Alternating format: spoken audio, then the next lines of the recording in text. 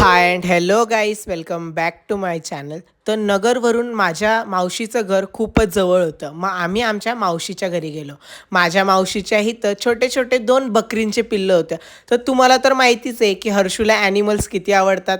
मग माझ्या मावशीच्या इथं एक छोटासा झोका पण होता, पण हर्षूला तो झोका खूपच आवडला. मग आम्ही सगळे बसून गप्पा मारायला लागलो. आता मी माझ्या मावशीच्या घराचा तुम्हाला एक छोटासा होम टूर देतो. हे आहे घर आणि बाहेरच मावशीच्या इथं चूल आहे. खूप ट्रेडिशनल घर आहे. खरंच मला पण हे घर खूपच आवडलं. आम्ही पुण्यात राहतो म्हणून आम्हाला चुलीवरचं जेवण, शुद्ध हवेत बसून जेवण करणे, हे शेतातली छान हवा माहितीच नाही.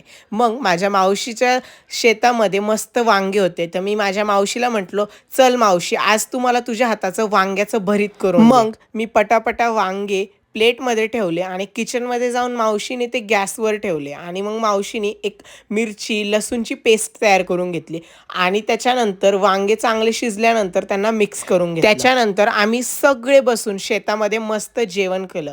खरं मावशीने आमच्या अगोदर यायच्या पहिले पिठलं, भाकरी, लोणचं, ठेचा, कांदा सगळ्या गोष्टी करून ठेवलेल्या. जर तुम्हाला ह्या मावशीबद्दल सांगायचं झालं, ही मावशी माझी सक्की मावशी जरी नसली ना, तरी सख्यांपेक्षा पण जास्त प्रेम करते. खरं ते म्हणतात ना, परखे लोक जरी असले ना, तर त्यांच्यात आपली आपुलकी दिसते. मग आम्ही सगळ्यांनी बसून पोटभर जेवण केलं आणि तिथे एक बाज होती. मी पण मस्त बाजेवर आराम केला. खरंच मस्त शुद्ध हवा होती तिथं तर. आणि जेव्हा आम्ही जात होतो तर आमची मावशी आम्हाला म्हटली की कांदे घेऊन जा. खरं मावशीने 2 पोते भरून कांदे दिले. जर तुम्हाला हा व्हिडिओ आवडला असेल तर लाईक, शेअर आणि सबस्क्राईब करायला विसरू नका. Bye bye.